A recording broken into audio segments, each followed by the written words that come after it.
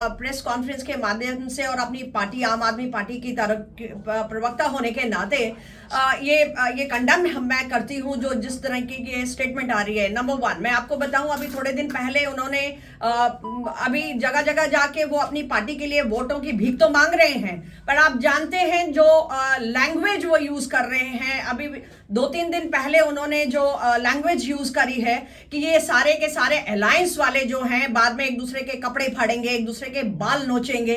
और अब ये कहना हमारी बहनों से कि आपके मंगलसूत्र भी ले लेंगे, ये सोना इकट्ठा करेंगे और ये सारा हिंदुओं में बांट देंगे, बाकी जनता में बांट देंगे। बड़ी शर्म की बात है कि एक इतना बड़ा डेमोक्रेटिक कंट्री का प्राइम मिनिस्टर, जिसकी वर्ल्ड में आज अगर आप हेडलाइंस देखें तो वर्ल्ड के सारे कंट्रीज जो हैं वो थू कर रही हैं, इस लो लेवल तक प्राइम मिनिस्टर ने पहुंचा दिया है। और सबसे बड़ी बात है, ये कह रहे हैं कि नहीं, अभी आपने अमित शाह जी की स्टेटमेंट सुनी होगी कि नहीं हम तो संविधान नहीं बदलेंगे, हम ये नहीं करेंगे। मैं जानती हूं कि प्रावधान जो है संविधान में वो बहुत सख्त है, आप सारा का सारा संविधान एकदम नहीं बदल सकते। लेकिन इनके जो अपने मिनिस्टर्स हैं, जिन्होंने ये स्टार मिनिस्टर्स हैं, जिन्होंने ये स्टेटमेंट दी है कि बहुत बड़ा काम होने जा रहा है, अगर आप मैंडेट में हम आते हैं हम संविधान बदल देंगे। फिर प्राइम मिनिस्टर जी की एक स्टेटमेंट मैं सुनती हूं जिसमें वो ये बोलते हैं कि मैं जो संविधान को मानता हूं वो गीता का संविधान है, गीता को मानता हूं, मैं कुरान को मानता हूं, मैं बाइबल को मानता हूं। मीडिया की डिफरेंट ऑर्गेनाइजेशन से रिप्रेजेंटेटिव जो यहाँ पे आए उनका हम स्वागत करते हैं। आज की जो हंगामी प्रेस कॉन्फ्रेंस है, इसका मकसद जो है, परसों इतवार के रोज राजस्थान में भारत के वजीर आजम ने एक ऐसा बयान दे दिया जिसने पूरे मुल्क में इस वक्त आग लगा दी है।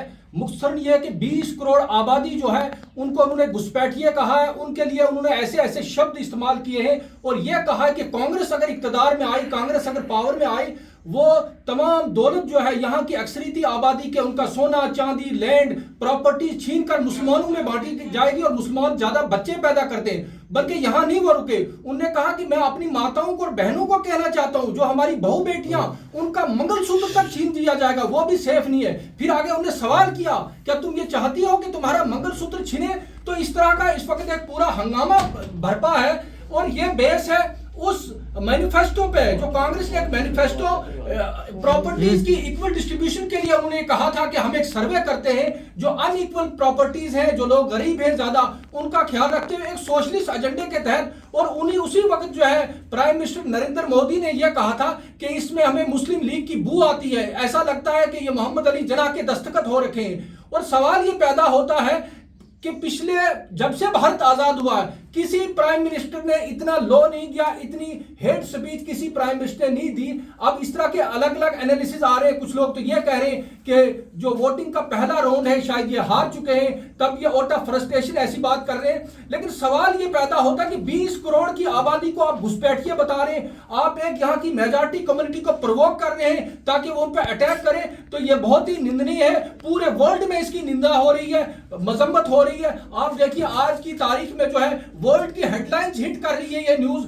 और पूरे इंडिया में। और इसके बाद में जब से ये वाक़ा हुआ इतवार के रोज, जालौर और मंदसौरा जो अपना राजस्थान की लोकसभा निशस्तें हैं वहां पे अपने कैंडिडेट्स के हक में ये कैंपेन कर रहे थे, तब से अभी तक जब हम प्रेस कॉन्फ्रेंस दे रहे हैं, मैं देख रहा हूं कि 3200 representation election commission of India को की गई है थ्रू मेल्स और डिफरेंट कम्युनिकेशन, और उनसे स्टर्न एक्शन करने की बात की गई है कि यह कॉन्स्टिट्यूशन पोस्ट पे बैठा हुआ एक प्राइम मिनिस्टरशिप की कुर्सी पर बैठा हुआ एक शख्स इस हद तक जा सकता है, इतनी मुनाफरत और हेट स्पीच दे सकता है। तो इलेक्शन कमीशन ऑफ इंडिया से यह कहा गया है कि आप स्टर्न नोटिस लें, क्योंकि आपने शपथ ली है कॉन्स्टिट्यूशन ऑफ इंडिया की, कॉन्स्टिट्यूशन ऑफ इंडिया की फ्लैग्रेंट वायलेशंस हो रही हैं। तो लिहाजा हम भी यहाँ पे जम्मू कश्मीर की आवाम से, हमारे साथ डिफरेंट धर्मों के लोग बैठे हैं, हम भी इस बात की सख्त मजम्मत करते हैं। और प्राइम मिनिस्टर नरेंद्र मोदी जो बीजेपी के स्टार कैंपेनर हैं, उन्होंने जिस तरीके से हेट स्पीच दी है, इसका कड़ा संज्ञान लेकर इलेक्शन कमीशन को इसकी कार्रवाई करनी चाहिए। मेरे साथ बाकी लोग हैं, वो भी बात करेंगे। जी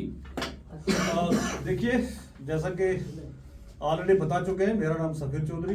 मेरे को आज आपके द्वारा, आपके थ्रू सिर्फ प्रधानमंत्री से ये रिक्वेस्ट करनी है कि आप प्रधानमंत्री सिर्फ यहाँ किसी एक कम्युनिटी के नहीं हैं, आप 140 करोड़ हिंदुस्तानियों के प्राइम मिनिस्टर हैं। और बहुत दुख से और बहुत तकलीफ महसूस हो रही है कि हमारे 140 करोड़ लोगों का प्रधानमंत्री जो है वो इस तरीके की बात करे, इसको हम कंडेम करते हैं, इसका खंडन करते हैं। ये हिंदुस्तान ने ना कभी बर्दाश्त किया है, ना आगे बर्दाश्त किया जाएगा।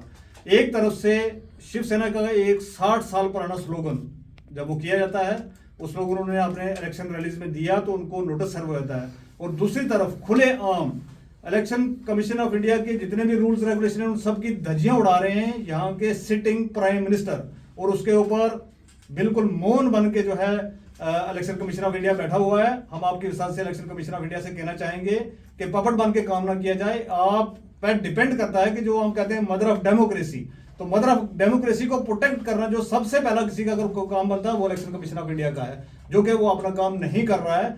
एक तरफ आप एक स्लोगन के लिए भी नोटिस भेज सकते हैं, और दूसरी तरफ आप इतना सारा कुछ 45 मिनट का भाषण है मोदी जी का, उस पूरे भाषण को सुनने के बाद भी, इतनी सारी पिटीशंस फाइल होने के बाद, इतनी सारी एप्लीकेशंस मूव होने के बाद भी कोई एक्शन नहीं हो रहा है। ये जो है निंदनीय है, और ये जो चीज है ये हमें लग रहा है कि भाई हिंदुस्तान को कहीं और ही किसी तरफ लेके जाया जा रहा है। बहुत शुक्रिया।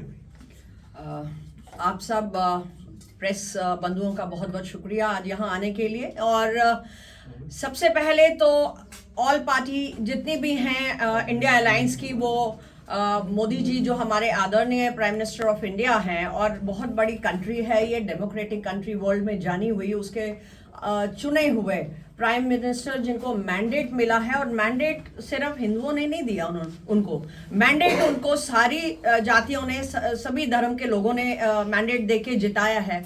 बड़ी विडंबना है, और मैं अपने प्रेस कॉन्फ्रेंस के माध्यम से और अपनी पार्टी आम आदमी पार्टी की तरफ प्रवक्ता होने के नाते ये कंडम मैं करती हूँ जो जिस तरह की स्टेटमेंट आ रही है। नंबर 1, मैं आपको बताऊं, अभी थोड़े दिन पहले उन्होंने अभी जगह जगह जाके वो अपनी पार्टी के लिए वोटों की भीख तो मांग रहे हैं, पर आप जानते हैं जो लैंग्वेज वो यूज कर रहे हैं, अभी 2-3 दिन पहले उन्होंने जो लैंग्वेज यूज करी है कि ये सारे के सारे अलायंस वाले जो हैं बाद में एक दूसरे के कपड़े फाड़ेंगे, एक दूसरे के बाल नोचेंगे, और अब ये कहना हमारी बहनों से कि आपके मंगलसूत्र भी ले लेंगे, ये सोना इकट्ठा करेंगे और ये सारा हिंदुओं में बांट देंगे, बाकी जनता में बांट देंगे। बड़ी शर्म की बात है कि एक इतना बड़ा डेमोक्रेटिक कंट्री का प्राइम मिनिस्टर, जिसकी वर्ल्ड में आज अगर आप हेडलाइंस देखें तो वर्ल्ड के सारे कंट्रीज जो हैं वो थू कर रही हैं, इस लो लेवल तक प्राइम मिनिस्टर ने पहुंचा दिया है। और सबसे बड़ी बात है, ये कह रहे हैं कि नहीं, अभी आपने अमित शाह जी की स्टेटमेंट सुनी होगी कि नहीं हम तो संविधान नहीं बदलेंगे, हम ये नहीं करेंगे।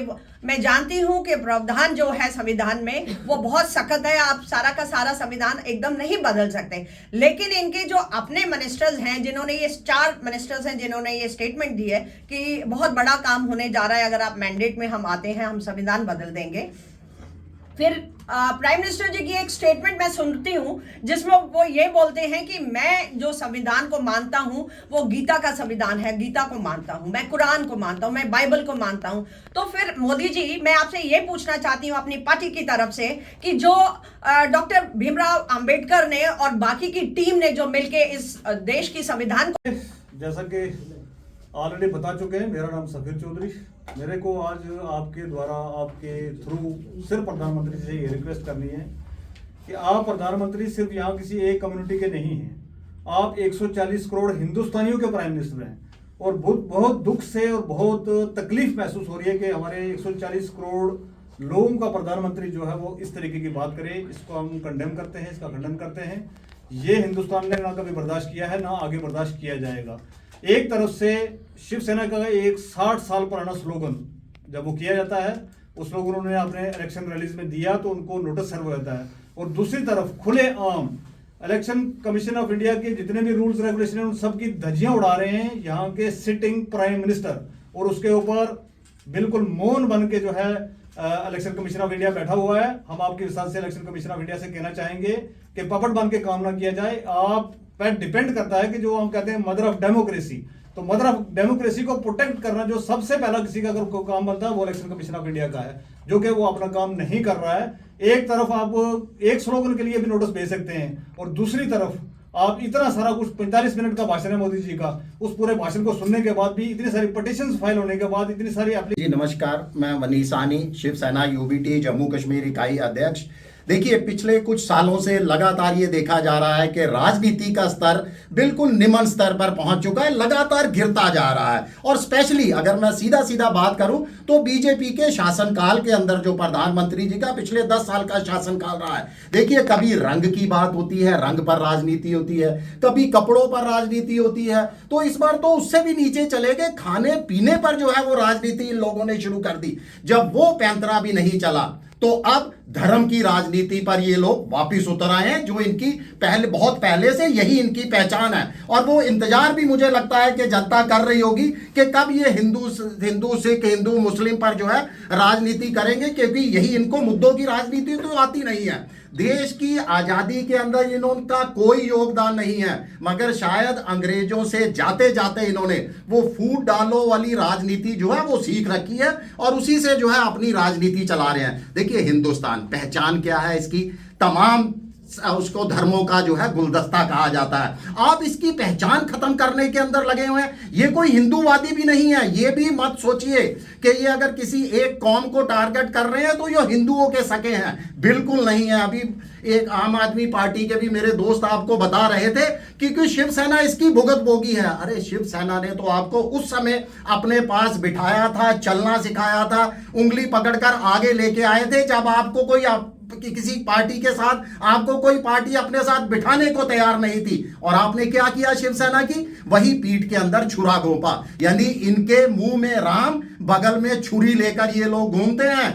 आप अभी हाल ही के अंदर आपको ये भी बात बता दूं कि शिवसेना का, मराठा का, खास करके महाराष्ट्र में अपनी कुल देवी का वो नारा लगाते हैं जब भी वो कोई काम करते हैं। और शिवसेना का जो सॉन्ग है जिसको कैंपेन सॉन्ग बोलते हैं, उसके अंदर भी वो नारा हर बार दिया जाता है पिछले 60 सालों से, जय शिवाजी जय भवानी का ये नारा है। इस बार चुनाव आयोग, जिसको बीजेपी का हम लोग चुनाव आयोग कहने से भी नहीं कतराएंगे, उन्होंने उस पर भी जो है नोटिस भेजा है। यानी ये हिंदुओं के भी नहीं है, इनको जय भवानी कहने पर भी ऐतराज है। और किसके इशारे पर ये चुनाव आयोग काम करता है, मुझे लगता है ये भी किसी से छुपा हुआ नहीं है। ये किस बात के हिंदूवादी होने का दावा करते हैं। वार्षिक अमरनाथ यात्रा चलती है, मात्र साल में 40 से 50 दिन। उस अमरनाथ यात्रा पर भी ये जजिया कर लेते हैं, पंजीकरण वसूल करते हैं और लगातार हम जो है सड़कों पर हैं इस पंजीकरण को वापस मांग करने के लिए। पिछले साल भी पंजीकरण लिया गया था 220 रुपए, हम लोगों ने धरने प्रदर्शन किए। ये पंजीकरण को वापस लेने की वादा नहीं करते, मगर हिंदूवादी होने का वादा करते हैं। इनका हिंदूवादी भी पूरा ढोंग है, मात्र वोट बैंक की राजनीति है। मैं तमाम जनता से अपील करूंगा इनके भाषणों को नजरअंदाज करें, क्योंकि इनका जो 400 वाला वो गुब्बारा था ना, उसकी हवा पूरी तरह से निकल चुकी है। आपसी भाईचारे को कायम रखें और जय हिंद जय भारत।